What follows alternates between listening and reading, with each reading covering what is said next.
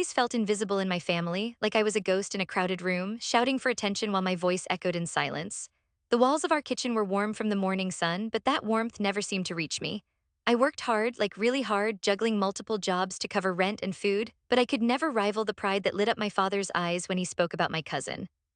His dreams were bigger than reality, funneling a staggering $100,000 into his brother's failing business, while I scraped together coins for groceries. I could hear my father's laughter as he recalled tales of my cousin's latest accomplishments. Each word was like a dagger that twisted deeper and deeper into my heart. Just another college award, Dad, I had said half-heartedly as the memory of my own barely acknowledged efforts drifted into the background. But he never seemed to notice, and I could sense the shadows of disappointment cloaking my presence. "You are always so busy," my mother had remarked one evening, her eyes tired, perhaps from her own burdens, as the sun dipped behind the horizon, casting an orange glow throughout the living room. "You should be proud of your cousin." Those words hung heavy in the air, all the while I stood across the coffee table, silenced by my own disbelief. How could she not see? How could they not see? I poured my soul into work and still felt like a forgotten book on the shelf, gathering dust while my cousin was the bright cover everyone wanted to read. I was caught in a web of unspoken resentment, leaving me to stew in my silence, murky thoughts roiling within me. Then came the day my mother shared the plans for an extravagant wedding that would overshadow my life, a lavish affair for my cousin. Her excitement bubbled over like an overflowing pot of boiling water, a marvel to me that she could find joy in someone else's success while I was barely able to pay for my next meal. "They are renting that beautiful venue downtown, Mia, and the cakes are going to be 5 tiers," she exclaimed, her hands juggling the array of details, lost in fantasies I had long stopped being part of. 5 tiers? My voice came out hoarse, like I hadn't used it in years. I blinked away the sting of tears that threatened to spill as I licked my dry lips. "That's great, Mom. It is. All their friends will be there. I can't wait to see your cousin in that designer dress." She leaned closer, her eyes sparkling with dreams. "Maybe we could all go shopping for it together." I felt my heart pounding in my chest, a mix of anger and disappointment boiling close to the surface. "Shopping for something I can barely afford to attend? What do you mean?" My mother looked at me, puzzled. The innocence in her gaze cut deeper than I expected. "It'll be a terrific day for the family. They're really doing this right, this right." I could feel the bitterness rising, bubbling like lava ready to pour out. "Mom, do you even hear what you're saying? They are spending thousands while I struggle to get by day to day." Her expression faltered, genuine confusion clouding her features. "Mia, you know your father is just trying to help his brother. It's family." "Family?" My voice grew stronger. "I bust my ass every day and I get the leftovers around here. Have you seen how he talks about my cousin? He treats them like they're some kind of golden child." My mother sighed, her brows knitting together in concern. "He just wants to support them during this time. They are family too, you know?" I felt the heat of frustration trying to consume me. Yet here I am, invisible, working those late shifts while he swells with pride over my cousin's achievements. "When will it be my turn?" "Oh, Mia, that's not how families work. You know they love you." "Love," I scoffed, the word echoing hollowly. "I feel like an afterthought." The cool air in the room felt thick, suffocating me as anger coursed through my veins. I stood frozen, torn between the fury in my heart and the love for my mother who was just caught in the middle. "I don't want to go to that wedding. I don't even want to be part of this family if this is what it means." "Why would you say such things?" Her voice wavered, echoing my feelings back at me. "You belong to us, you are my daughter, you are always welcome." "Welcome?" I repeated, feeling a strange mixture of sorrow and defiance ignite within me. "I want to scream every day to just be seen. Can't you understand? I am done being sidelined. I will not be a ghost in my own home anymore." Silence enveloped us, heavy and cumbersome, as if the walls themselves had absorbed the weight of my words. I turned, exiting the kitchen, the light from the window spilling onto my path like a spotlight, revealing the reality I had tried to ignore. In that moment, I decided. The weight of financial disparity that hung between us had lifted the veil from my eyes and made me see. The only way I would be seen was to take matters into my own hands. No longer would I work in shadows, no longer would I endure feeling less than. The wedding became a catalyst for a change I hadn't dared contemplate until that very moment.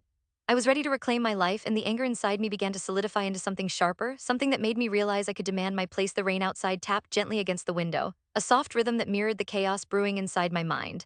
I sat in the dim glow of my desk lamp, surrounded by crumpled papers and half-finished cups of coffee, the remnants of countless sleepless nights. The air was thick with the smell of burnt caffeine, a harsh reminder of my insomnia-induced frenzy. My business plan sprawled before me like a battlefield, inked in hopes and worries that intertwined with my thoughts like tangled vines. Each bullet point was an echo of the sacrifices I had made, my evenings spent poring over market trends and analyzing my uncle's failures, his business creaking like an old building ready to collapse under its own weight. "Every detail matters," I whispered to myself, reading the words I had written over and over. "Identify his weaknesses, find his gaps, and strike." My heart pounded with a potent mix of excitement and fear. This was my chance to step out from behind the shadows of my family's expectations and into the light of my own success. Yet each flip of my pen felt like a curse, knowing the price of my ambition.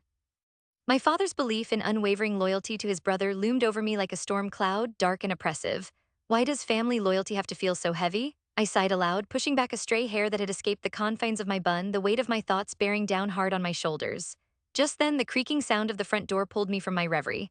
I could hear my father's footsteps echoing through the small house, and my pulse quickened. I had buried this part of my life from him, cloaked in whispers of secrecy, but with every hour that passed, my chances to act slipped away. Hey Mia, you home? He called out, his voice warm yet filled with an underlying concern.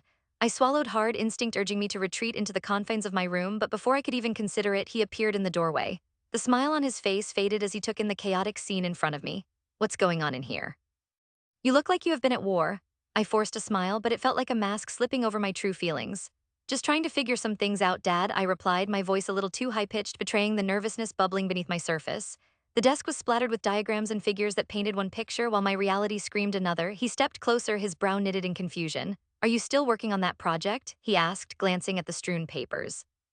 My heart sank, knowing exactly the project he referred to. That term had a way of sticking as if it was something frivolous, something that meant little in the face of family loyalty.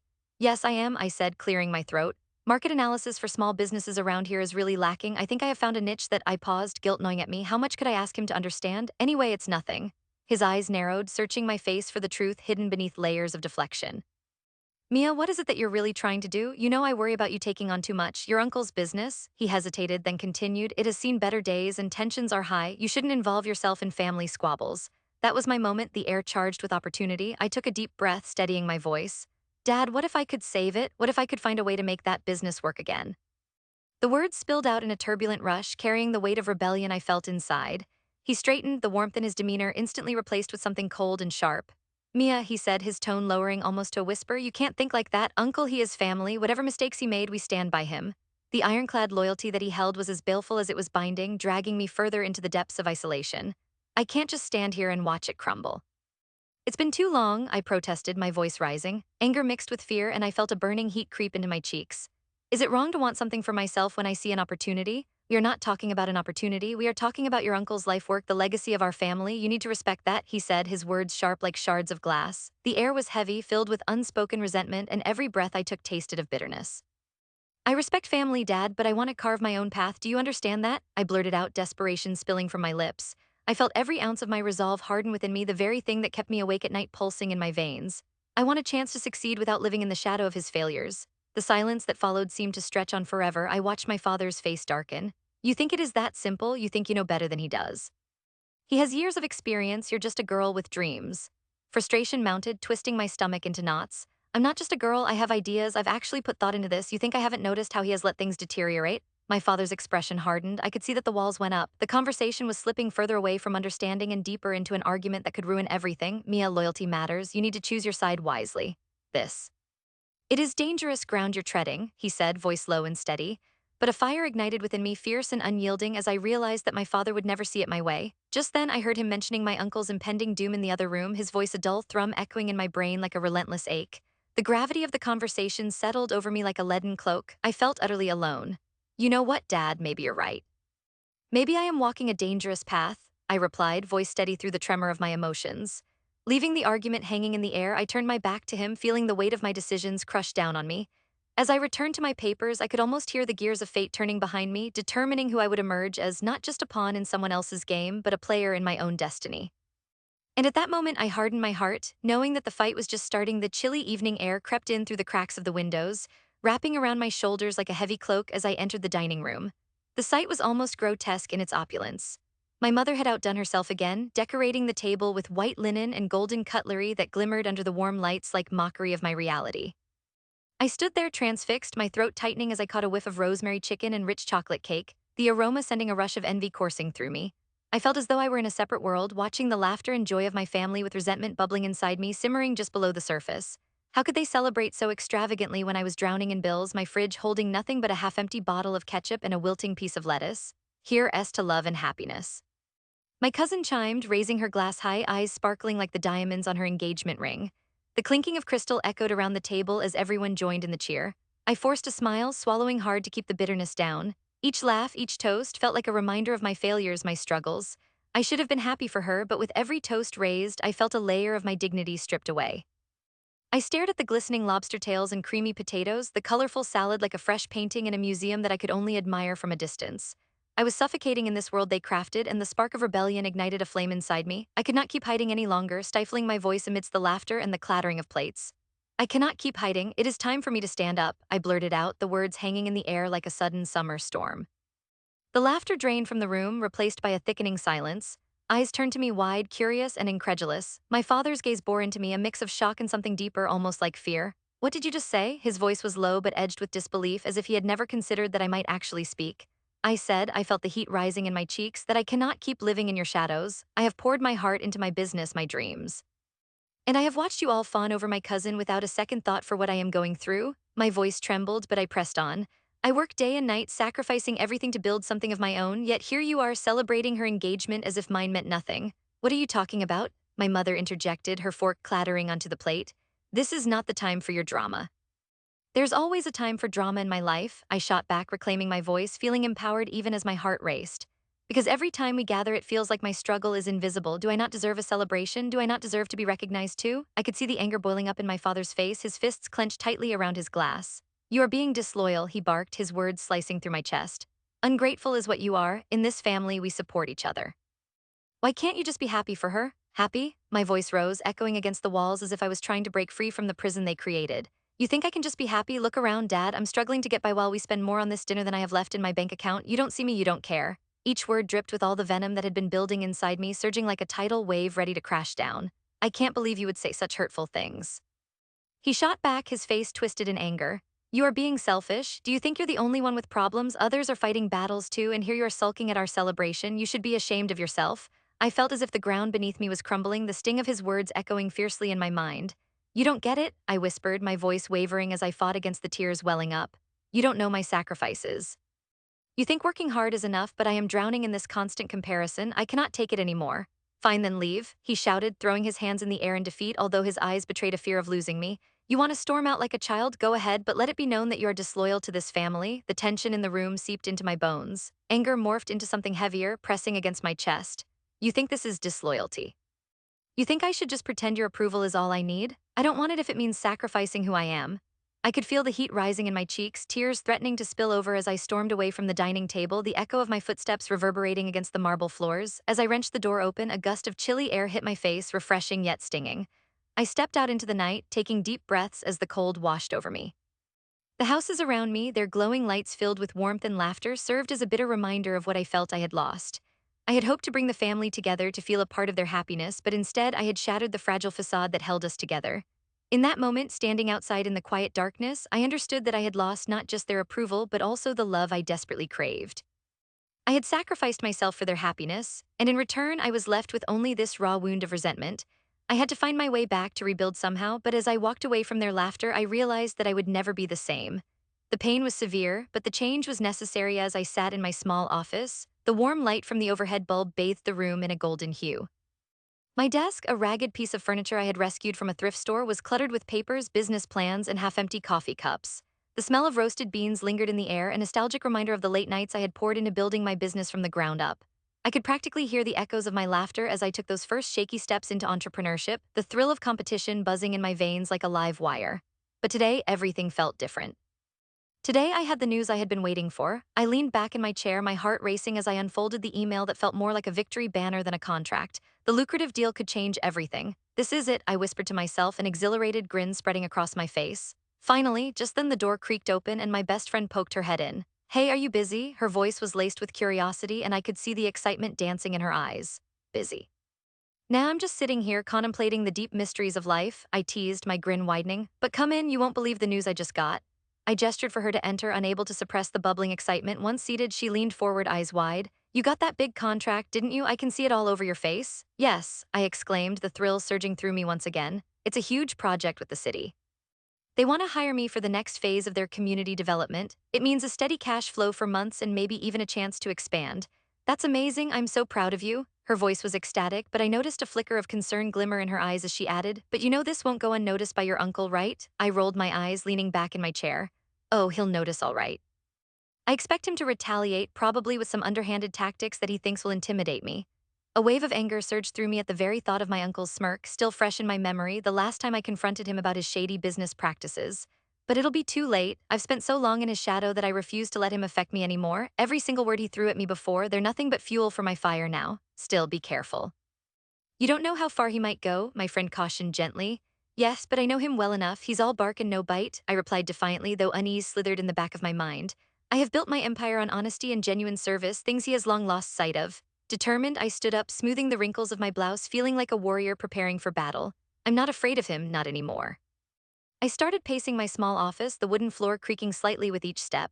He thinks he owns this town, this market, and that I'm just a little girl trying to play in the big leagues, but I'm not that girl anymore. I have grown. That's right, you show him, my friend chimed, her excitement contagious as she stood up and joined my pace. You are going to knock him off his high horse. The clanging of my phone interrupted us, and I quickly snatched it from my desk, the screen lit up with my father's name. A flutter of anxiety swirled in my stomach. Just moments ago, I had been reveling in my success, the sweet taste of revenge simmering beneath the surface. But part of me feared what my father had to say. He was still caught up in the web of loyalty toward my uncle, oblivious to the poison that had seeped into their business dealings over the years. When I answered, my voice held a mix of eagerness and dread. Dad, what's up? Hey, Mia, he sounded tense, unlike the upbeat tone I was used to. I need to talk to you, can we meet? Sure, I replied, trying to keep my voice steady. Is everything okay? There was a pause, and I could almost hear the gears turning in his mind, trying to pick his words carefully. It's about your uncle. Which uncle? I asked, feigning innocence when in reality I knew exactly which one he meant. Your mother's brother. I think he might be struggling more than he lets on. I think. He hesitated again, clearly torn. I think you should consider helping him. My heart sank. Dad, with all due respect, he has never given me a dime of help throughout my life. Why should I help him now? Well, he is family, my father insisted, his voice growing stern. What about loyalty? What about sticking together? Loyalty? I exclaimed, incredulity surfacing, emotions boiling again like a pot of water left too long on the stove. Loyalty to someone who steps all over me? I have poured my heart into this business. I am tired of being the neglected daughter. You don't see how hard I have worked, how much I have sacrificed. I do see it, Mia, and I'm proud of you, he replied, the warmth returning to his tone. But family matters. You can't just turn your back on him. Why not? My voice sharpened, my fists clenched. He's the one who turned his back on me first. Think about this, my father said quietly. Whatever happens, I love you and I will always support you, but family is supposed to come first. First for who? I shot back, frustration bubbling to the surface. First for him while I get leftovers. While he turns my successes into failures, I won't be the forgotten one anymore, Dad. I will be a success on my own without his shadow looming over me. After a moment of silence, I finally heard my father sigh. Just think about it, Mia. That is all I ask. Fine, I will think about it. But don't expect me to bend over backward for him, ever, I snapped before hanging up, the remnants of anger still electrifying my heart. My friend looked at me, disbelief etched into her expression. Wow, that was intense. Are you okay? I will be, I assured her, though my voice trembled slightly. I will be. And deep down, I remembered the taste of victory. I was finally carving my own path, and I wouldn't let anything or anyone stand in my way. The day of reckoning arrived, cloaked in a heavy, palpable tension like a storm hanging askew in the sky. I entered the family gathering with deliberate confidence, as if each step was meant to shake off the shadows of the past. The glinting chandeliers overhead cast a warm glow that enveloped me, fueling my determination. I felt like a phoenix rising from the ashes, ready to stand my ground. My family was scattered throughout the vast living room, laughter and chatter mingling with the scent of freshly baked goods wafting through the air, but I could hardly focus on the savory delights. My eyes were fixed on him, the man who had indirectly shrouded my childhood in chaos. He was standing in the corner, a familiar figure yet so estranged, his face twisted as if the very air around him was toxic. The moment our eyes locked was like a bolt of lightning, crackling with the tension of unsaid words and unresolved grievances. My success, the career I had painstakingly built, was a sharp reminder of his failures, the hurt of a lifetime carved deep into my heart that I was finally ready to confront. As I walked closer, my cousin, who had always been the golden child of our family, shot me a glance that resembled a mixture of disbelief and pity. That look only fueled my resolve. How could you do this to your family? My father spat the words, and they cut through the merriment that surrounded us like a knife. I straightened my posture, drew in a deep breath, and responded, How could I not? Your blind loyalty to Uncle has caused unbearable pain. You never saw all the struggles I faced because you chose to ignore them in favor of the facade of unity. My voice was steady but charged with the weight of years spent in silence, the ache of being overlooked and underestimated flooding back to me with every word. His brow furrowed deeply, a conflicted storm of emotions playing out on his face. I could almost hear the gears turning in his mind as he struggled to reconcile my words. You think you've succeeded because of me? You're just an embarrassment to this family. The outrage bubbled in his voice like a teapot boiling over. He thought he could shame me back into the mold he had crafted. I took a step closer, feeling a rush of adrenaline. No, I succeeded despite your ignorance, your unwavering allegiance to a man who was dismantling our family from the inside. You think this success hurts you? Look at your family. Your precious wedding plans for my cousin and the hope of a perfect life are disintegrating right before your eyes. Daring to meet his gaze squarely, I felt my heart race. A heady mixture of fear and empowerment coursing through me. He recoiled as though I'd struck him, and for a moment I reveled in the surprise in his eyes. My cousin's expression twisted from that brief flicker of hope to absolute despair at the realization that everything was unraveling. The silence between us thickened with the impact of those words, echoing like the tolling of a bell summoning all to attention. Enough. He barked, but his voice lacked its usual authority, swallowed by the realization that his grip on the family narrative was slipping. You are tearing this family apart. His fists clenched, and I could see the cords of muscle in his neck tense, but all I could feel was liberation, the weight of the world lifting piece by piece from my shoulders. I am simply revealing the truth, and it's about time it sees the light, I pressed on, feeling the glow of righteous indignation. Do you not see how your choices, your denial led us here? The wedding wasn't just about your plans, it was built on the false notion that everything was perfect. You played pretend while I was left to drown in a sea of neglect. My words played like music, each note striking a chord of empowerment. The realization struck him, I could tell. A ripple of understanding began to unravel him. You have no idea what it is to sacrifice for family. He spat back, but the heat in his words flickered like a dying flame. Sacrifice? You think your loyalty to my uncle was a sacrifice? It was a shackle. My success may sting right now, but it is also a door to freedom. I finally own my journey. I saw the realization wash over his face, each moment another weight crashing down, rebuilding the narrative, the twisted perception that he'd held onto. My cousin stood frozen, mouth slightly agape, the newfound weight of the truth crashing down around her as her wedding plans evaporated like mist. I felt a rush of vindication wash over my soul. I was no longer the black sheep tossed aside, the burden who needed redemption. I stood tall in my brilliance with every ounce of strength buoying me. I had reclaimed my story, and with it, the tumultuous energy within me felt like a wave of liberation surging through the cracks that once held me in darkness.